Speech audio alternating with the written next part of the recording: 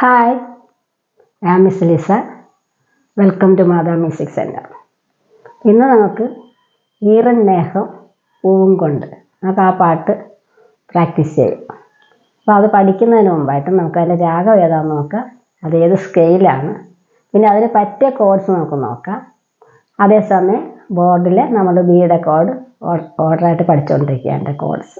അപ്പോൾ നമുക്ക് അതും പഠിക്കാം. അപ്പോൾ നമുക്ക് കീബോർഡിലേക്ക് നോക്കാം. നമുക്ക് ഈ പാട്ടിൻ്റെ രാഗം ആദ്യം നോക്കാം. അപ്പോൾ ഇത് മധ്യമാവധി എന്ന രാഗത്തിലാണ് ഈ പാട്ട് അത് ബേസ് ചെയ്താണ് വന്നിരിക്കുന്നത്. അപ്പോഴേ നമ്മൾ മേളകർത്താ രാഗം 22ാമത് മേളകർത്താ രാഗമായ കരകരപ്രിയ രാഗത്തിൻ്റെ ജന്യരാഗമാണ് മധ്യമാവധി എന്ന രാഗം. മധ്യമാവധി രാഗത്തിൻ്റെ സ്വരസ്ഥാനം പല പാട്ടുകൾ ഇട്ടിട്ടുണ്ട് ഇതിന് മുന്നേ. അപ്പോൾ ആദ്യമായിട്ട് നിങ്ങൾ കാണുകയാണെങ്കിൽ നിങ്ങൾക്ക് കൊണ്ട് ഒന്നും കൂടി കാണിച്ചു തരാം. അപ്പം മധ്യമാവധി രാഗത്തിൻ്റെ സ്വരസ്ഥാനം പോകുന്നത് ഇങ്ങനെ: ഷഡ്ജം, ചതുശ്രുതി ഋഷഭം.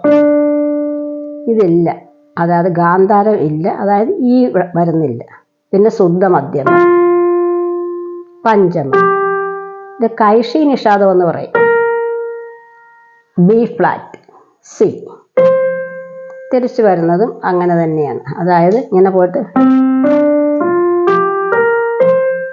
ഉണ്ടോ.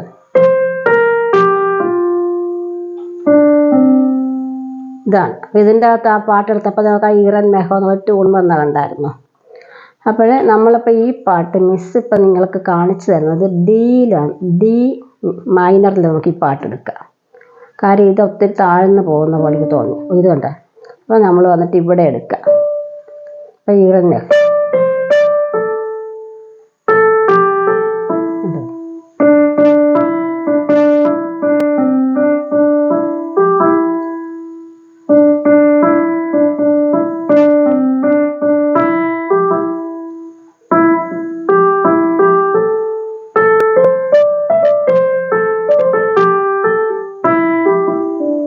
ഇങ്ങനെയാണ് അതിൻ്റെ പല്ലവി പോകുന്നത്. അപ്പോൾ ആ രാഗത്തിൻ്റെ ഏകദേശ സ്വരം നിങ്ങൾക്ക് മനസ്സിലായല്ലേ? അപ്പോൾ ഇങ്ങനെ പോകുന്നത്.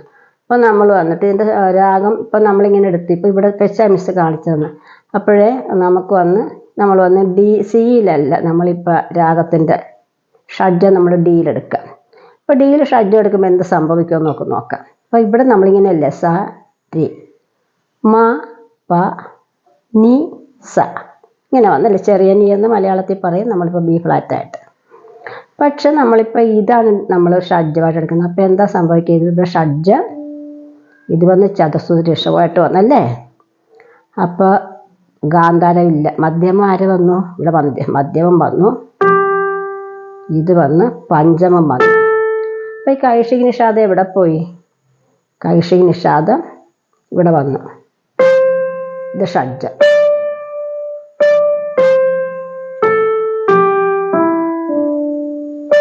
എന്താ? അപ്പം ഇങ്ങനെയാണ് സ്വരത്തിൻ്റെ സ്ഥാനം. അപ്പം നമ്മളിതെടുക്കുമ്പോൾ ഇപ്പം നമ്മൾ ഇത് ഡിയിലാണ് ഈ പാട്ട് ലാൻഡിങ് നോട്ട് വരുന്നത്. ഇപ്പം ആരംഭിക്കുന്നത് എന്താ? ഇവിടെ നിന്ന് ആരംഭിച്ചാലും ലാൻഡ് ചെയ്യുന്ന ഇവിടെ. അപ്പം നമ്മളതുകൊണ്ട് ഡിയിലാണ് ഈ പാട്ട് മിസ് നിങ്ങളെ പഠിപ്പിക്കുന്നത്. അപ്പോഴേ നമ്മൾ നിങ്ങൾക്ക് അറിയാം, ഞാൻ പഠിപ്പിച്ചിട്ടുണ്ടായിരുന്നല്ലേ. അതായത് നമ്മൾ എഫ് മേജറിൻ്റെ റിലേറ്റീവാണ് ഡി മൈനർ. അപ്പോൾ ഡി മൈനറിൻ്റെ സ്കെയിൽ എങ്ങനെയാണ് വരുന്നത്?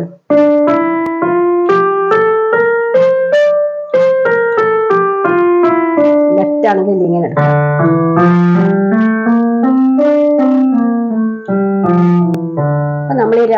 നമ്മൾ ഈ രാഗത്തിൽ പാട്ടിങ്ങനെ എടുക്കുമ്പോഴേ ബി ഫ്ലാറ്റ് ആരായിട്ട് വന്നു? ഇവിടെ കൈഷിക നിഷാദം ഇതായിട്ട് മാറിയല്ലേ.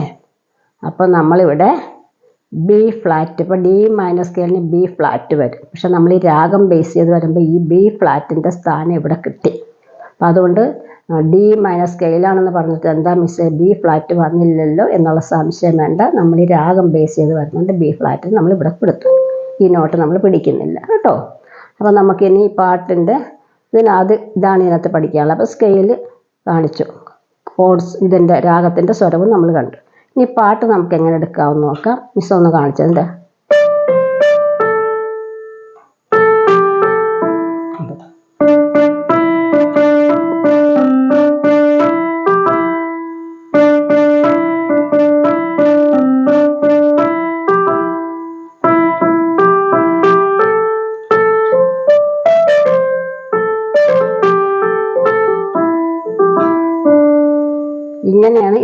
സ്ലോയിലെടുത്ത് നോക്കണം.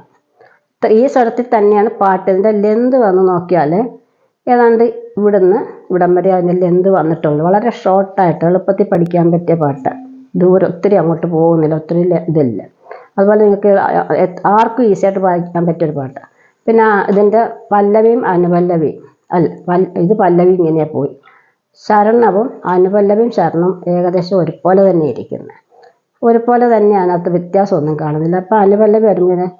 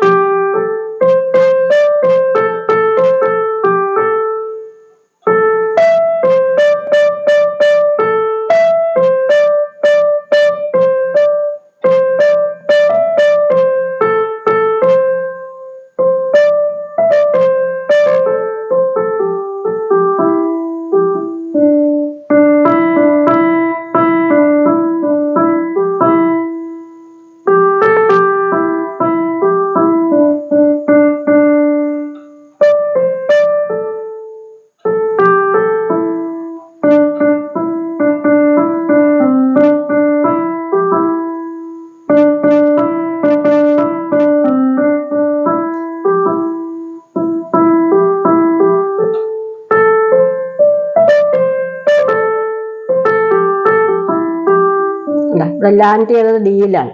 നമ്മൾ ആരംഭിച്ചതും ഡിയിലാണ് കേട്ടോ. അതാണ് ഡി മൈനർ സ്കെയിലാന്ന് മിസ് പറഞ്ഞു. അപ്പോഴേ നിങ്ങളിത് എടുക്കുമ്പോൾ എങ്ങനെ എടുക്കും? ഈറൻ മേഘം ഇവിടെ കണ്ട പെട്ടെന്ന് എടുക്കണം കൈ.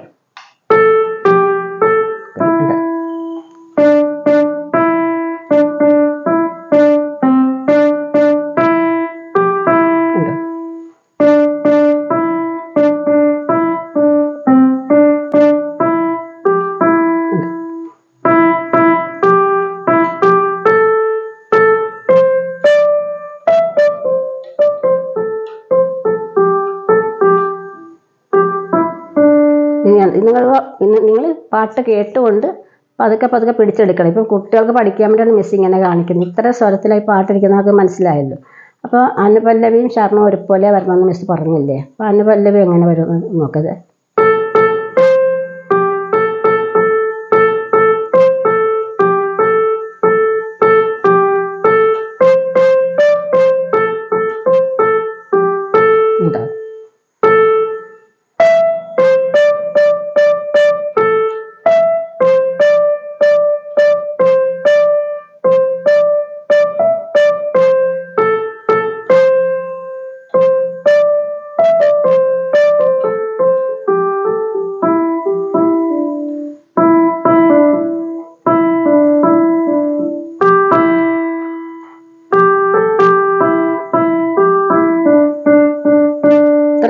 വളരെ ഈസി ആയിട്ട് നിങ്ങൾക്ക് പഠിക്കാൻ പറ്റിയ പാട്ടാണ്.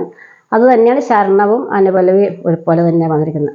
അപ്പോൾ നമ്മൾ ഇതൊന്ന് നിങ്ങൾ പ്രാക്ടീസ് ചെയ്ത് നോക്കുക. ഓരോ ഫിംഗർ വെച്ച് നിങ്ങൾ ആദ്യ സ്വരത്തെ തൊട്ട് നോക്കിയിട്ട് നിങ്ങൾ വായിക്കുകയാണെങ്കിൽ നിങ്ങൾക്ക് ഇച്ചിരി പെട്ടെന്ന് കിട്ടും.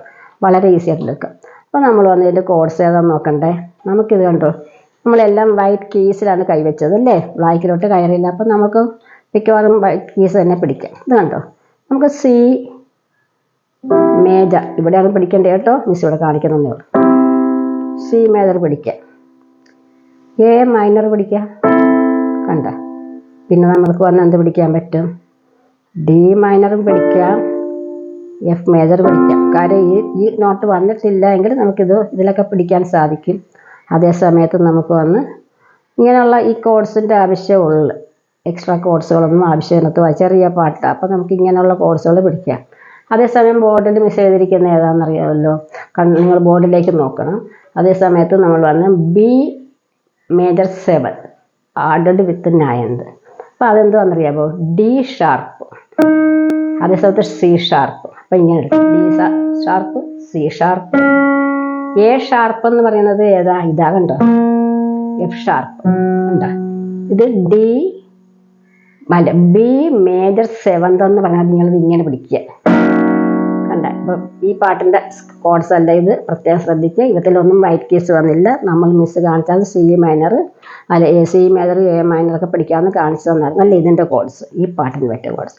ഇപ്പോൾ ഡിയിലെടുക്കുകയാണെങ്കിലാണ് ഇത് കണ്ടോ, ബി മേജർ 7 ആളുടെ നേരം വരുമ്പോൾ ഇങ്ങനെ കണ്ടോ. അപ്പോൾ എല്ലാം ഇപ്പം ഇത് വന്ന് ഈ ഫ്ലാറ്റ് എന്ന് നിങ്ങൾ പറയരുത്, ഇത് ഡി ഷാർപ്പാണ്, ഇത് സി ഷാർപ്പ്, എ ഷാർപ്പാണ്, ബി ഫ്ലാറ്റ് അല്ല. ഇപ്പം ഇത് എ ഷാർപ്പാണ്, എഫ് ഷാർപ്പ് അല്ല.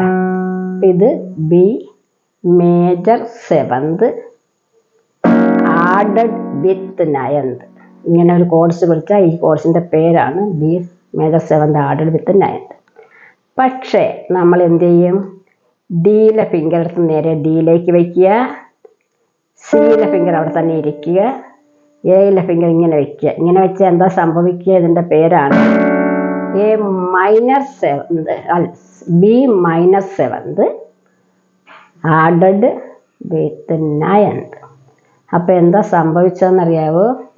ഇപ്പം എന്നാ സംഭവിച്ചത്? ഇവിടെ മേജർ വന്നപ്പോൾ എന്ത് സംഭവിച്ചു? ഇത് രണ്ടും മേലോട്ട് കയറി വന്നപ്പോൾ മേജറായി.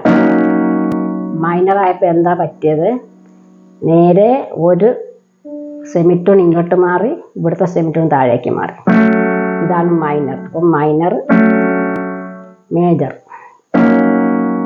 ഇത് പ്രത്യേകം ഒന്ന് എഴുതി വെച്ച് പഠിച്ചാൽ നല്ലതായിരിക്കും. അപ്പം നമുക്ക് ഇനി ബോർഡിലോട്ട് മിസ് നോക്കാം. എന്താ നമ്മൾ ബോർഡിൽ എഴുതിയിരിക്കുന്നതെന്ന് നോക്കാം. ആ മിസ് എഴുതിയിട്ടുണ്ട്, അത് ബോർഡിൽ നോക്ക്. നന്നായിട്ട് പഠിച്ചാൽ ബുക്കിലേക്ക് എഴുതി വെക്കാം.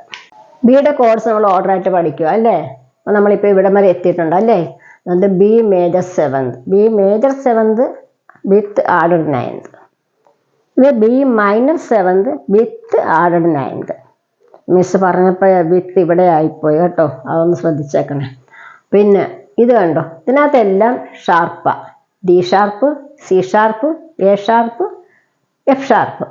ഇതാണ് മേജറിൻ്റെ നൊട്ടേഷൻ. ഇങ്ങനെ എഴുതുന്നത് മേജർ സെവന്തിൻ്റെ. മൈനർ സെവന്തിൻ്റെ നൊട്ടേഷൻ എഴുതുന്നത് ഇതുപോലെ കേട്ടോ. അപ്പോൾ ഇത് വന്നിട്ട് D, C sharp, A, F sharp. ഇതിനകത്ത് എന്തെങ്കിലും സംശയമുള്ളവർ, മനസ്സിലാകാതെ ഉള്ളവർ മിസ്സിനെ വിളിച്ചാൽ മതി, മിസ് ക്ലിയർ ചെയ്ത് തരാം കേട്ടോ. അപ്പോൾ എല്ലാവരും നന്നായിട്ട് പ്രാക്ടീസ് ചെയ്യുക. നമുക്ക് അടുത്ത ക്ലാസ്സിന് വീണ്ടും കാണാം. എന്തൊക്കെ ചെയ്യണം? ഷെയർ ചെയ്യുക, ലൈക്ക് ചെയ്യുക, കമൻറ്റ് ചെയ്യുക, സബ്സ്ക്രൈബ് ചെയ്യുക. ബൈ.